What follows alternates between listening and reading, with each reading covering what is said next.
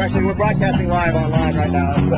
Left town in the Green Valley long ago to find a place where the Hey, how you doing? Hi, I'm Rick. Nice to meet you. I'm Jeff George. Hi, Jeff. Great to Congress next year. We're going to take one of our peaceful thoughts for the day. Peaceful thoughts for the day. Let's see what do we got. This is a good one. Isaiah 2:4. They shall beat their swords into plowshares and their spears into pruning hooks. Nations shall not lift up swords against nations, neither shall they learn war anymore. If only we could get there. No doubt. Make it happen. Who are you running against? Running against Connie Mack. Are you? And right now there's also a possible Democrat in the mix running as an independent. Connie Mack is the current incumbent. He's been in office now. This is his second term.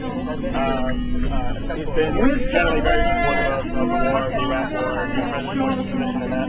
You know, so far the experience that I've seen is it's not about changing the person. It's about changing the way that we do government. I agree.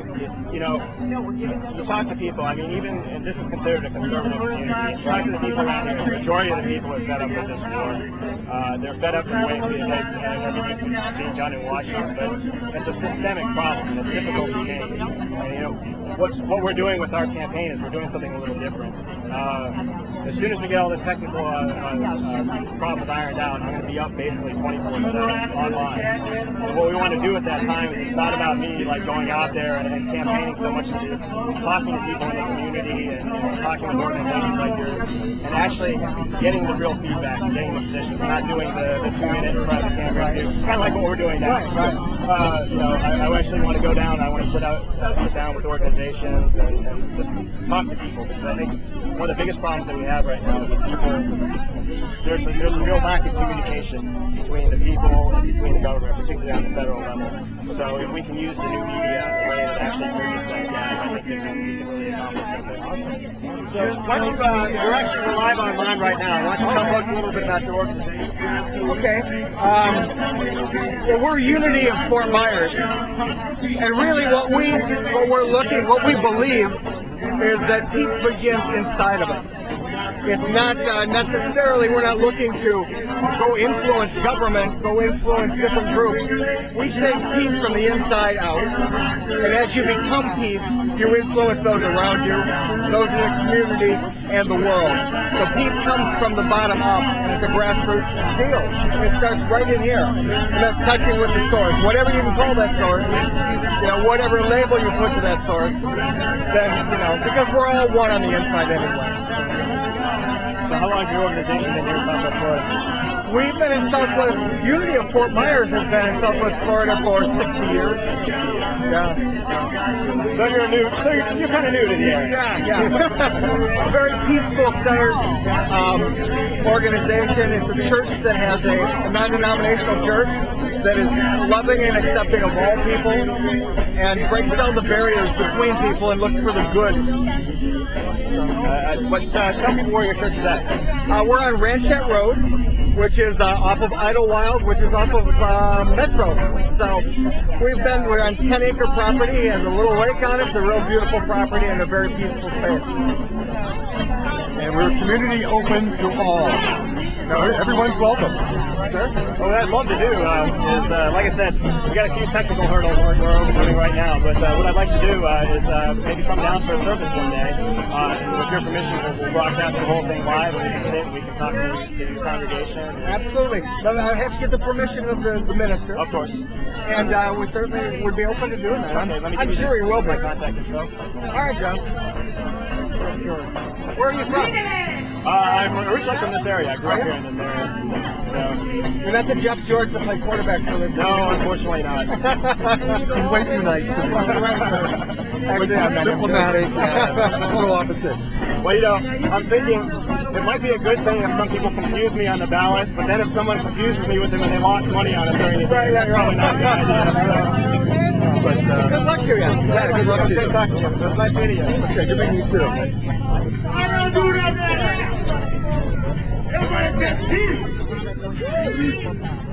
Go ahead and try to get a nice wide shot of all the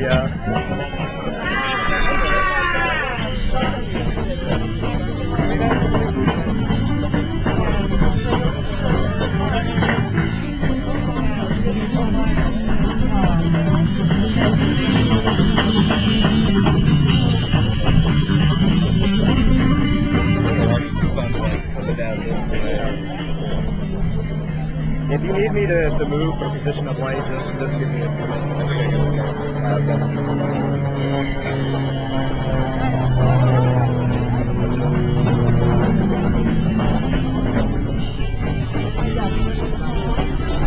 Hi, how you doing? Hi. What's up, George? I'm running for Congress next year. Hey, okay. Right here in Fort Myers? Yes, for the 14th district. Well, I wouldn't be able to help you. I live in LaBelle, but that's not your okay. district, right? I'm running as an independent right now.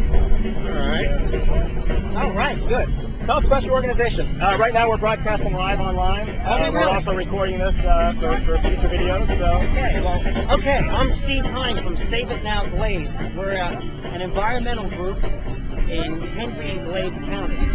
And we were pivotal in stopping the largest coal-burning power plant scheduled to be built by FP&L in Moorhaven. Our group was a big part of stopping the coal-burning power plant. So we're here today. On the other end of the spectrum, we're here for environmental issues, okay, and also as anti-war. So what are some of the most important issues on your agenda right now? Environmentally? Well, Mr. Riddle and I were just discussing new methods of power generation, how we're going to meet the increasing demand required for electricity if we stop coal in Florida, which, by the way, has been done, right? Charlie Crist is pretty well nixed in the Public Service Commission, and there will be no more fossil fuel or coal, in particular, power plants. So they're looking at expanding nuclear power. So I think that's going to be our next objective, is to make sure that in some way that nuclear power, which is, quote, called the safe power, may not really be that safe. It doesn't have a great safety record. We've got Chernobyl, 3 Mile Island. We just most recently in Japan had an earthquake, and there was a radioactive leak at a power plant there. And nuclear power, what do we do with the spent fuel rods? Okay, where do they go? You're running for Congress. What do you think about the spent fuel rods? You know, I think what we really need to be doing is there's too much focus now on just one solution.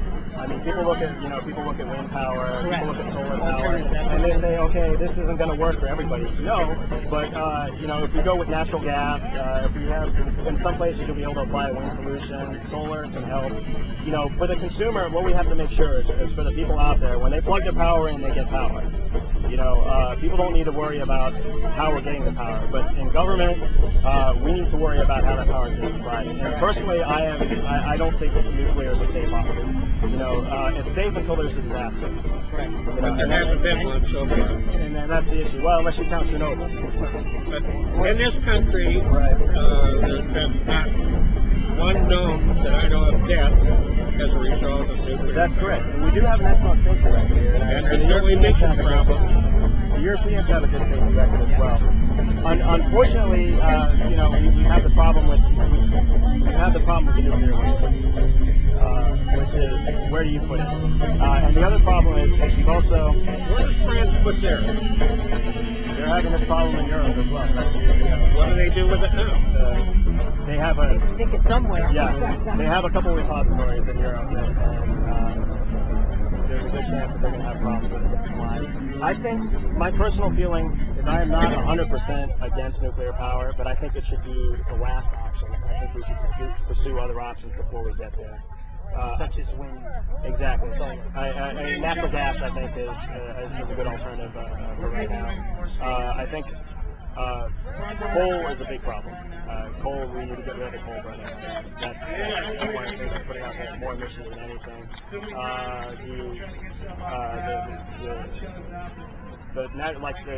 You have the natural gas plant here in Fort Myers and Lee County, and that Which was converted from some old dirty fuel. right. Yeah. So that's the right direction. I'm personally, I'm not completely against nuclear power because I spent a fair amount of time in Europe and I know there. But I think it should be the last alternative. I think there's a lot of people that are rushing to nuclear power and not looking at the other alternatives that we have out there. Well, I was telling him I watched a TV show last night, a news show, and I heard them talking about all the pluses with nuclear power. There's no emission problems. There's not been, according to these people, no injuries or death as a result of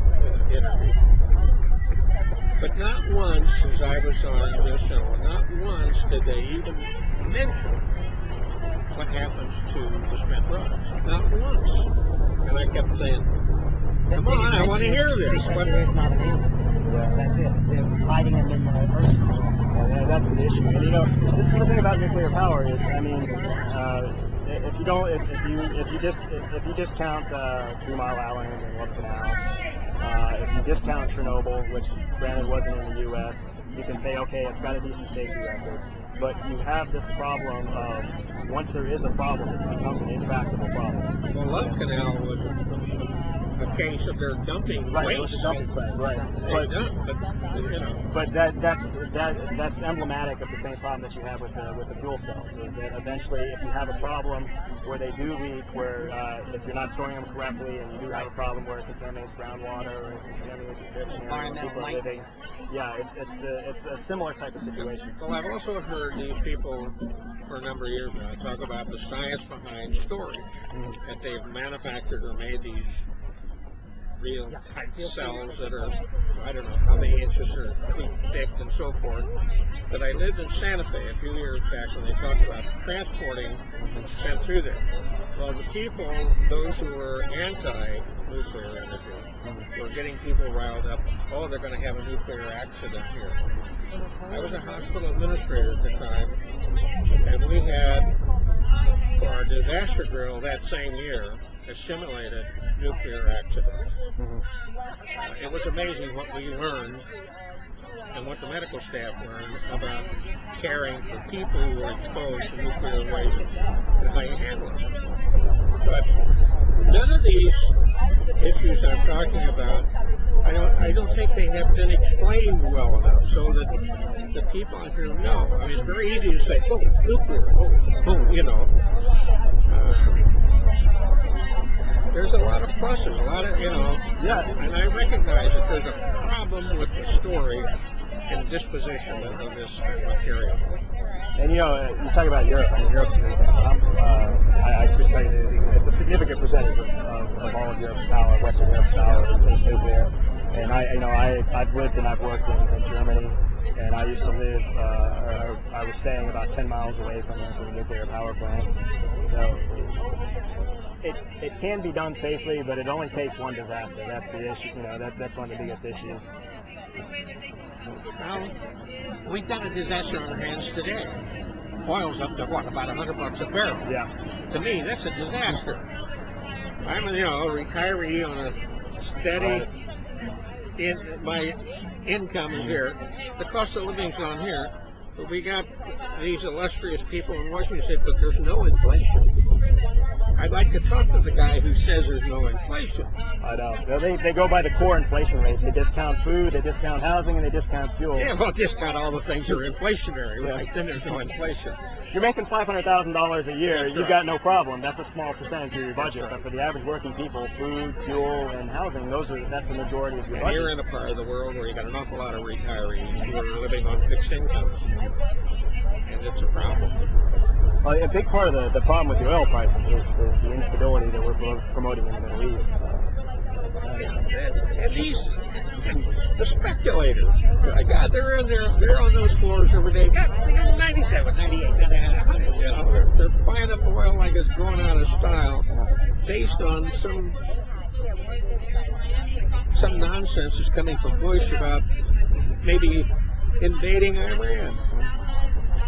And Iran, I understand, has something like 5 milligrams of fissionable material. And what's going over to Afghanistan and Pakistan, I mean, that's a real threat. They got tons of this stuff. Well, not tons, I'm just taking poetic. Well, Pakistan and India are both nuclear powers. Of course, Israel's a nuclear power. You know, the threat, I can't state this enough. Iran is not a threat to the United States. Iran is maybe developing some regional power. Before he gets out of there. And this is the biggest issue, I think, right now. You know, everyone is talking, of course we need to pull out of Iraq, but I think we need to get out there and really make people more aware of what's going on with the situation in Iran. Because what's happening is, in many ways, I think Ahmadinejad is kind of the opposite side of the coin, of course. They're the same essential personality. And we're creating a situation where the Cascade War is virtually inevitable at this point. You know. This man is a school teacher. That's what we're talking about. He tells me that his teaches high school, secondary education. He didn't tell me anything. So these politicians today say Ahmadinejad is another Hitler. They don't even know who Hitler was. That's something we've got to work on. It was nice talking to you. Thanks a lot. Nice visiting with you. Nice meeting you. Thank you. Hi, how you doing? I'm Jeff George. I'm running for Congress next year. Hi, nice to meet you. We're from First Christian Church. First Christian Church. Where are you at? Lehigh. Lehigh. Okay. Yeah, I actually work out in Lehigh. I work at a sleep clinic out there. Oh, cool. Really? We promote diversity and peace. That's what brings you out here today? Yeah, that's our pastor talking on the mic. Yeah. Okay. Okay. Well, he's the guy we need to be. He's the guy we need to be filming. It's a woman. Oh, excuse me. I'm sorry. No, that's okay. See how well I pay attention. Right? She knows what we do.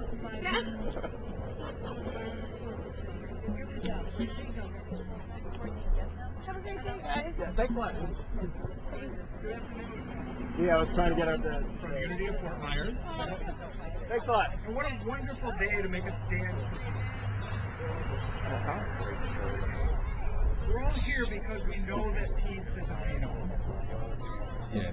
We know in our hearts that peace is attainable. So where does that peace start? I've heard it said many times, peace begins with me. This truly is a wonderful statement. But let me take that one step further. Let me declare that peace begins in me. I must be peace myself. And I must have peace before I can offer that to anyone else or to the world. I find peace inside myself, and I seek that peace that is my nature by communing with my source. Some would call that source God, Jesus, or Yahweh, or Krishna, or Buddha, or Allah, or some other name. There are many names for this source. But what we're talking about is the source that unites us all as one. Then as we further seek our inner peace, we offer only peace and love to those who cross our path. Most of us have heard of Mahatma Gandhi's famous quote, "Be the change that you want to see in the world." What's he really telling us? What I hear from this is that to have peace, we must be peace. Then by acting in this manner, others will feel that peace, and they too will begin to express it. I believe peace is contagious. Do you? Well, I don't know. I'm going to treat everyone in a loving and peaceful way, and I believe this authentic. It will spread. It will spread to those across your path. It will spread, thank you. Somebody heard it. It will spread to those across your path. It will spread to your community, and it will spread.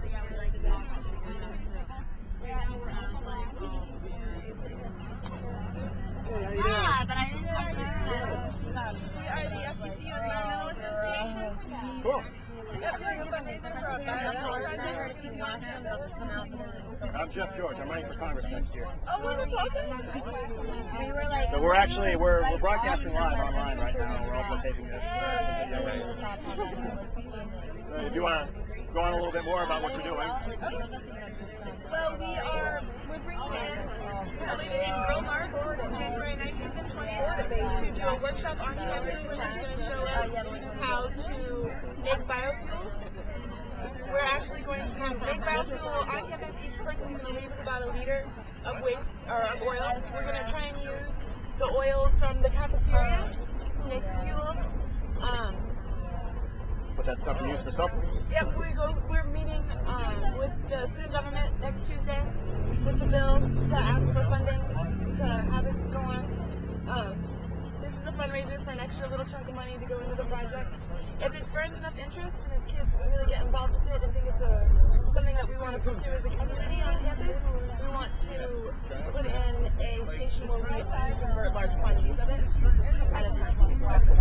But that's going to take a lot of support and a lot of work as a community on campus. So part of doing the workshop is to get people involved and make them realize that it's a possibility that we can pull off. We can do it. We can run all our campus transportation on the train. How's the activist community to you? Well, this is my first quarter there, so I haven't really heard a lot going on. I talk to these people all the time. When's the next one? The Progressive Alliance. Okay. They're doing wonderful things, and you guys will probably hit them next. Their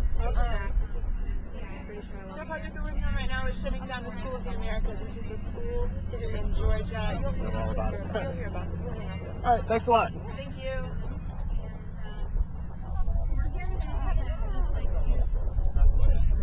I'm going to get some eat, but I'm struggling. Yeah. I'm with them. I don't know where it was. She's around there somewhere. She's around there.